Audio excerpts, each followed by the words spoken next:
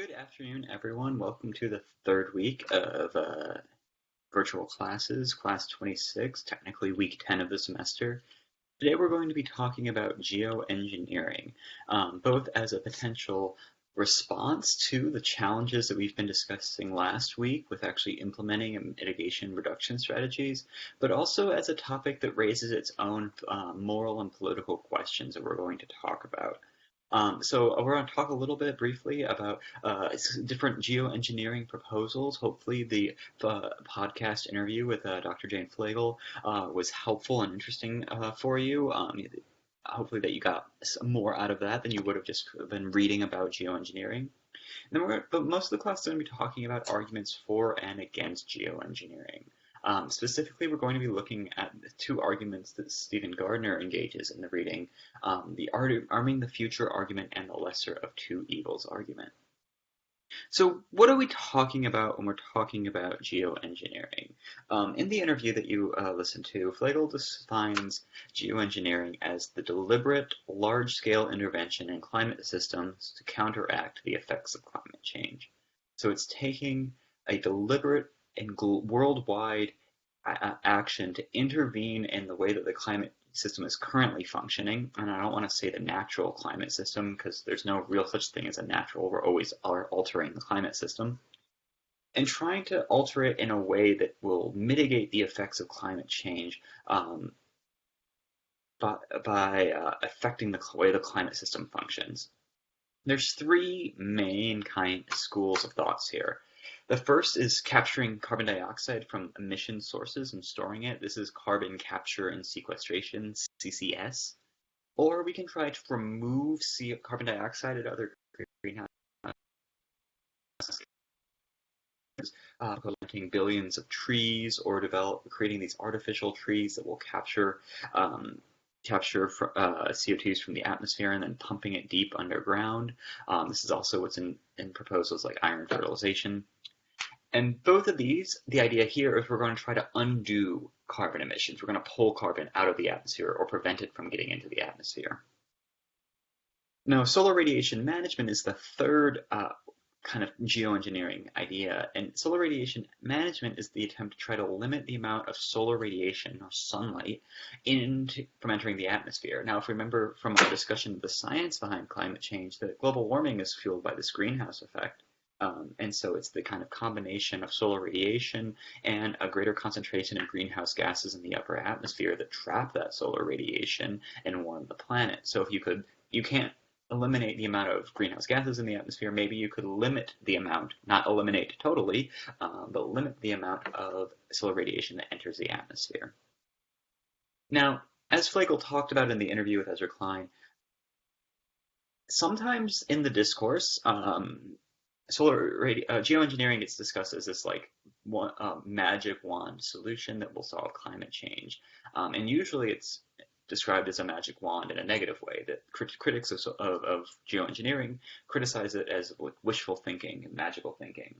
But for Flegel, we should be talking about geoengineering not as a singular solution, but as part of a basket of approaches combined with emissions mitigation and combined with adaptation efforts to try to limit the worst effects of global warming. That global warming and climate change are such massive problems and existential threats to human civilization that we need to kind of try everything. So let's talk a little bit more details about what these are. I'm going to group carbon dioxide removal and carbon sequestration storage because they're kind of the same idea. Carbon dioxide removal is the idea that we're going to remove CO2 directly from the atmosphere, where CCS talks about capturing CO2 directly from emission sources. So how would we do this? Some proposals include iron fertilization. This can boost naturally occurring phytoplankton populations and sources that through photosynthesis naturally remove CO2 from the atmosphere. There's also proposals for afforestation, which is planting more trees, and then trees remove CO2 through photosynthesis. Now there's lots of criticisms about forestation, especially because the amount of land mass that you would need to actually have an effective removal would be huge. It would displace millions of people from their homes. And once the trees die or burn in a wildfire, all that carbon dioxide just goes back into the atmosphere. Others focus on kind of artificial trees and artificial. These are basically filters that use chemical compounds that react with CO2 and they bind it. And these can be installed at power plants to limit emissions or be placed in the upper atmosphere that would bind CO2 into not a gas but into a solid that you could then take these stable solid carbonates and bury them underground. Lots of proposals focus on pumping CO2 as a gas deep underground into abandoned oil fields. And others talk about burying these stable solids based on the chemical reactions that remove carbon dioxide from the upper atmosphere. But the mindset here is to try to remove the carbon dioxide that we've emitted from the atmosphere and bury it back underground.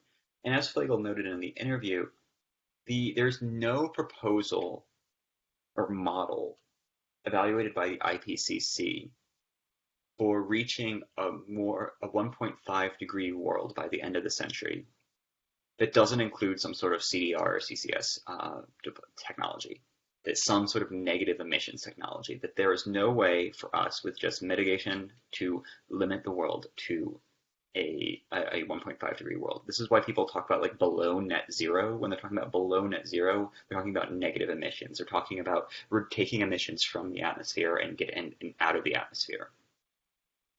Now, most people, as Flegel noted, seem to be much happier with this level of geoengineering because it's in our imagination, it's kind of restoring nature to its state before greenhouse gas emissions. More controversial proposals are solar geoengineering, or what's known as solar radiation management. And this is to reduce the amount of solar radiation and range. That since we're unlikely to be able to take the massive amount of emissions reductions necessary, just because the scale of societal and economic transformation that it would require are basically impossible, or would require an amount of human suffering that wouldn't be justifiable, that we need to take efforts to decouple the amount of carbon in the atmosphere from the amount of global warming that will occur. And so there are a range of policies or proposals. Some of the most popular are sulfite aerosol injections, where we seed the clouds with tiny particles in the upper atmosphere that will reflect sunlight. Other more ambitious proposals include putting giant space mirrors in orbit around Earth that will reflect sunlight back into space. There are also efforts to change the way that we build our buildings and the types of crops that we grow that reflect more sunlight rather than it being absorbed in the ground and in the soils. But there is a massive amount of uncertainty. As Flegel noted in the interview, these technologies themselves are all still in the very early phases of testing and experimentation. We are nowhere near the ability to actually deploy these on a scale that would actually do anything. So our technological capacity, we're uncertain if these things would even work. We know theoretically, and we can model that they might work, but do we even have the technological capacity to do them? There's massive amounts of uncertainty about what would happen to stratospheric chemistry, as Flegel noted, like how these sulfite aerosol particles would interact with the upper atmosphere.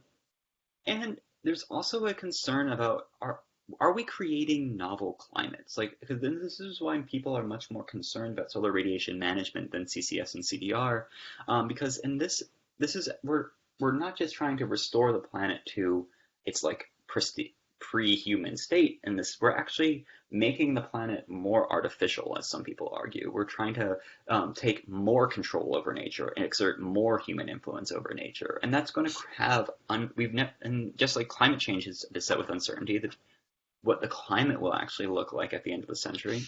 There's a lot of uncertainty over what these solar radiation management efforts would actually do to the climate. All the kind of feedback effects and uncertainties and tipping points about climate change are also happening with solar radiation management. And so this is where most of the ethical and political debate actually is happening, is on this question of solar radiation management. So why might we even be talking about SRM? Why might we prefer it? There's two main arguments. There's an argument about cost effectiveness. And this is an argument that mitigation efforts are costly, and this we both mean economically and materially, that it will lead to many people losing a certain having declining standards of living or declining material welfare. But they're also costly politically. Like as they note in the interview, we haven't had a global climate treaty that actually would be effective and that people remain bound by. As we talked about last week, right? Many countries overshot their Kyoto goals. The Kyoto goals themselves weren't going to be enough to prevent catastrophic warming. The Paris goals would maybe be closer to a 3-degree world, not a 2 or 1.5-degree world. And it's not even clear that people are going to be able to keep their commitments to Paris. So mitigation is actually really hard. And so the argument here is that we need to have a backup strategy or another strategy to kind of fill in the gap that mitigation efforts reveal. Furthermore, even with aggressive mitigation, some amount of climate change is inevitable. It's baked into the system. Even a 1.5-degree or 2-degree warmer world would be a substantially different climate than the rest of human history has ever experienced. That we're going to look at that the Earth will look like an alien world by the end of the century, even with aggressive mitigation. Even in a best-case scenario, we're looking at hundreds of thousands, if not millions, of people displaced by sea level rise. We're looking at extreme weather events, more forest fires, hurricanes. We're looking at droughts and famines, even in a best case scenario. And so many argue that SRM would be relatively cheap and avoid some of the political impasses associated with mitigation efforts. And so it would be a kind of easier and more effective way. Now, the second argument in favor of geoengineering, solar geoengineering, is an argument that we need to be, even if we're not talking about deploying things now, that we need to be focusing on the research now. And this is really kind of an argument that Flegel was starting to make, that we need to be engaging in the research now to figure out what proposals are actually going to be effective. We need to know what are some of the negative consequences. We need to have better knowledge over what the world would look like if we actually deployed some of these technologies. And there's also an argument that advancing knowledge is good in of itself. It's better for us to have more knowledge about the climate system and how we can interact with it. And this argument kind of says that we need to have solid research in place before we begin policy discussions. Now, as Flegel noted in the interview, she's skeptical of this part of the argument because the history of climate science, as we know, is a history of objective knowledge not driving policy decisions. The policy decisions are driven by politics, and no amount of scientific knowledge is going to settle these political questions. But Stephen Gardiner, in your reading, offers a series of critiques of both of these arguments. First of all, on the cost-effectiveness side, solar radiation management wouldn't solve all the problems. It would not solve the effects of greenhouse gases on on atmospheric chemistry or on oceanic chemistry. It would not solve ocean acidification. It would not solve for other negative effects of greenhouse gas pollution on the climate. Furthermore, there's also the risk of expensive and dangerous side effects that whether this is the Snowpiercer scenario where we put too much sulfur aerosols in the upper atmosphere and we could create a new ice age, or just completely unknown side effects that we can't even anticipate now that are just as dangerous or worse than climate change absent solar radiation management. There's a more kind of abstract argument as well that this will encourage an unhealthy relationship with nature, that what geoengineering is going to do is actually just recreate the type of technological and mechanical thinking that allows us to dominate and control nature that led to climate crisis in the first place. But Gardner's also critical of the research-first argument. He questions whether knowledge is a good in itself, if it's actually better to know more things than other things. He's not quite sure what supporting basic research means, because supporting this research is going to involve deployment and what type of policies would this actually look like. And he's worried that we can't actually separate pure research from its applications. That in order for us to do basic research, we're going to have to deploy these things, deploy these technologies in at least controlled experiments. And once we've done that, he's concerned that we've kind of already we've already broken the taboo, we've already opened Pandora's box, and that we have to settle the political and ethical questions before we do the research. So we're going to talk about a particular argument that he engages, known as the arming the future arguments, or the least of worst possible worlds argument. But if you need to take a quick break, pause this video, and come back to it, this would be a great time.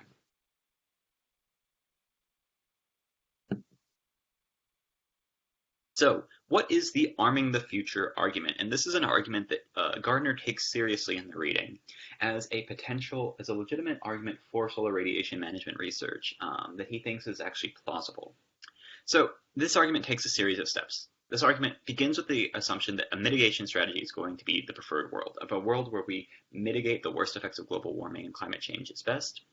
However, history has shown that we haven't been able to do this, and there's no reason to expect that we're going to be able to have aggressive mitigation in the short term. This failure of mitigation means that we're faced with a choice between a climate catastrophe or deploying solar radiation management, solar geoengineering, in order to prevent runaway global warming. The arming the future argument recognizes that these are both bad options, but that geoengineering is the least bad, or is less bad of these two options, and we should always choose the lesser of two evils. However, because the technology does not currently exist, and the technology to engage in successful solar radiation management requires a long lead time and research, we can't wait for us to get to the worst case scenario to do the research. By then it will be too late. And therefore, we should begin solar geoengineering research now, so that we can arm the future with the potential to respond to catastrophic climate change. That we need to start doing our part now to be doing the basic research so that we have these technologies to deploy them in case we have to. We have to arm the future with a backup strategy in case we fail, in case we let them down. So we're going to talk about Gardiner's critiques in just a second, but before we do that, consider, do you find this argument persuasive? This isn't Gardiner's argument. This is just an argument. It's made by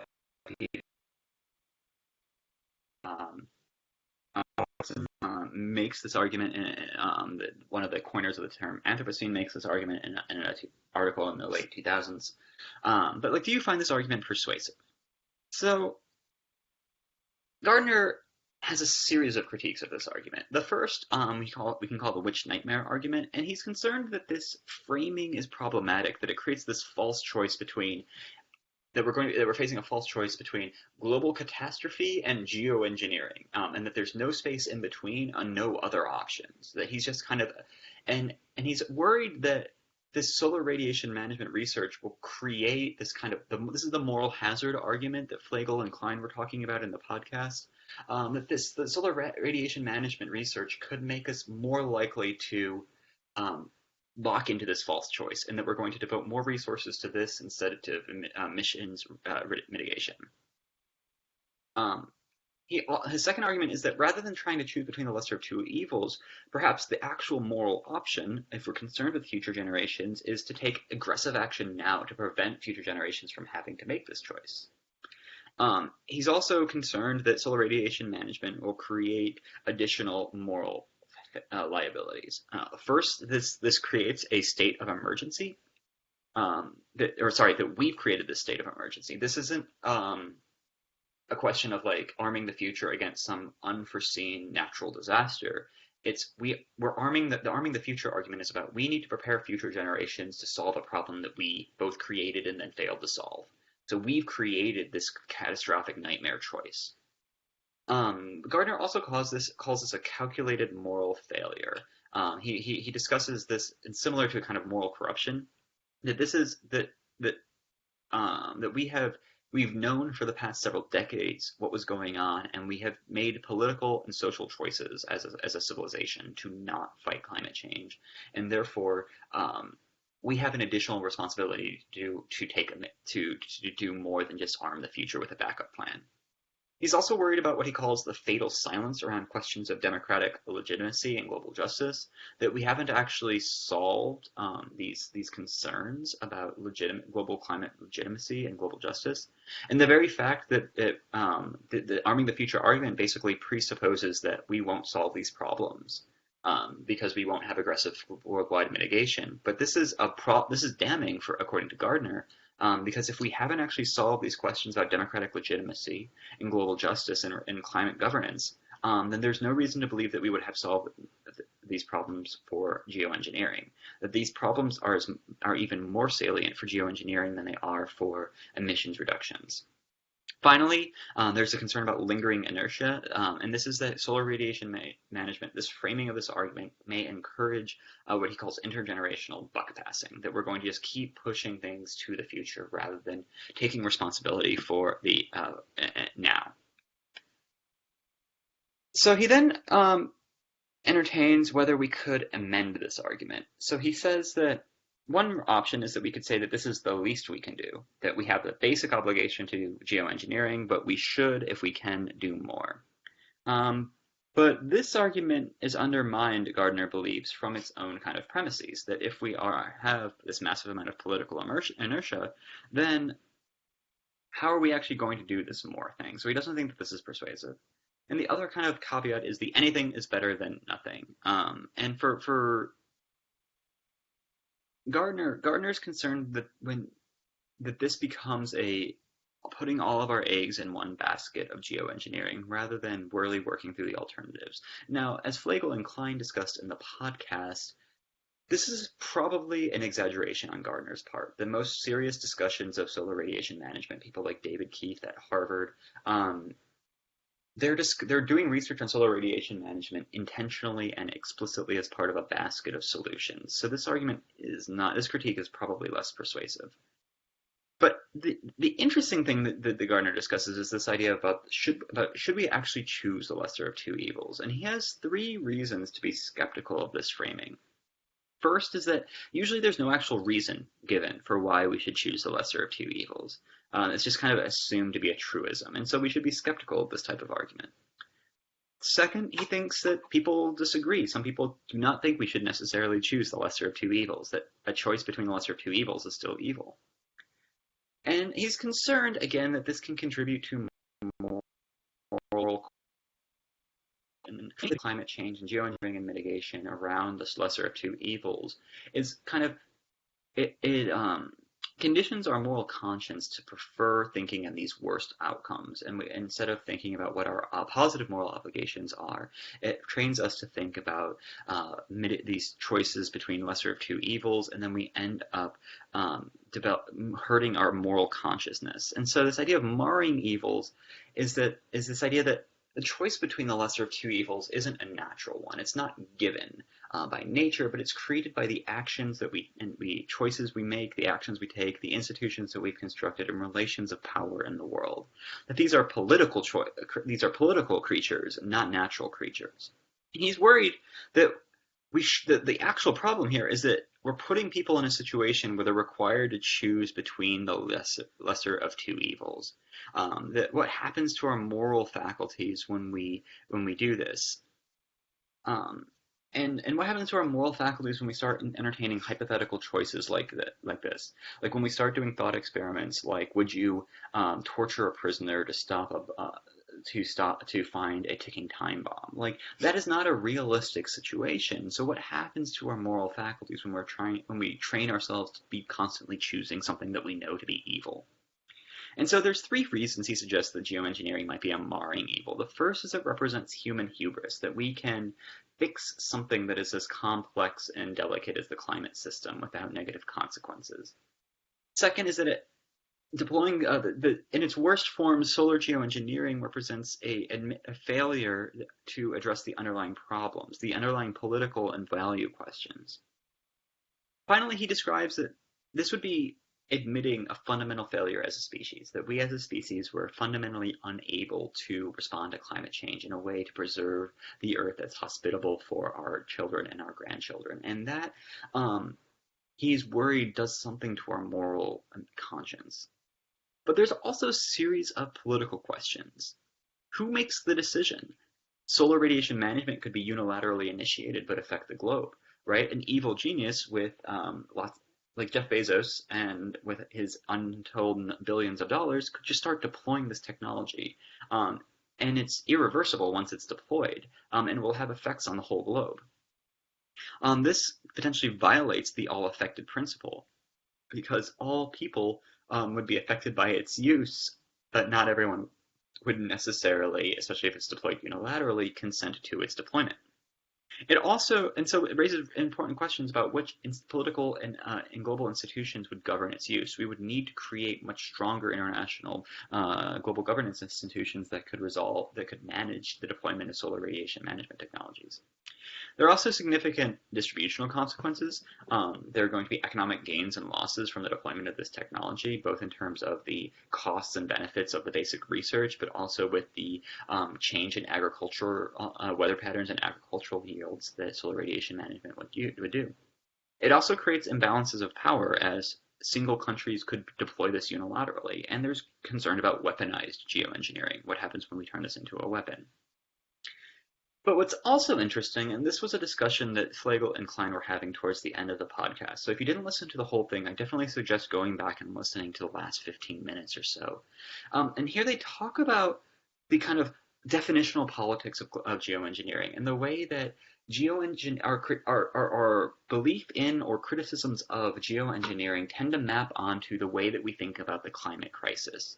That people who are critical of geoengineering often fall into this social engineering camp, and if you already think that the answer to climate change is like a fundamental rethinking of humanity's relationship to the Earth, including things like a limited growth or no growth economy, living simpler, kind of accepting a more simpler back to nature, harmony with nature idea, that you're going to be very critical of geoengineering, regardless of the basic science, regardless of any of the evidence. Where if you have a different kind of approach to climate change, which is like, what type of technology can we build to respond to the climate crisis? What type of sustainable energy can we produce? What type of complex financial instruments can we use to price carbon? What types of new forms of global governments and new forms of technology can we use to limit the amount of flying that we do, and limit and modernize and refine our electrical grid and make everything smart and electrified and super technologically advanced to fight climate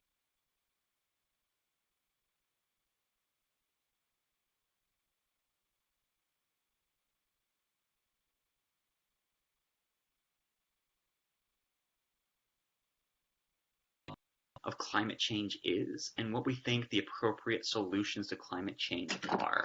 And unless we kind of solve those problems first, then our answers to geoengineering are just going to mirror those problems. So that's it for today. On Wednesday, we're going to be talking about the future of climate governance with a couple of recent articles, recent in political theory terms at least, on kind of like trying to figure out what the world is going to look like, what global governance is going to look like, what political institutions are going to look like in the Anthropocene. Both of these are on Moodle.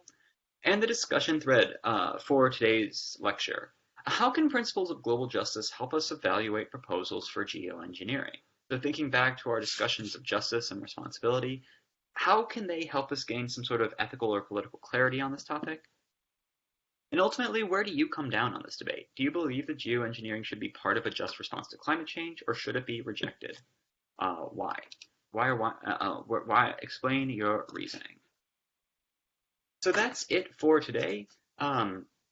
Hopefully this was clear for you. Again, if you have any questions, especially with the exam coming up on Friday, send me an email or drop into office hours. I'm happy to talk about any of this in more detail and help answer your questions. If not, stay safe, stay healthy, and I will see you next class. Take care now.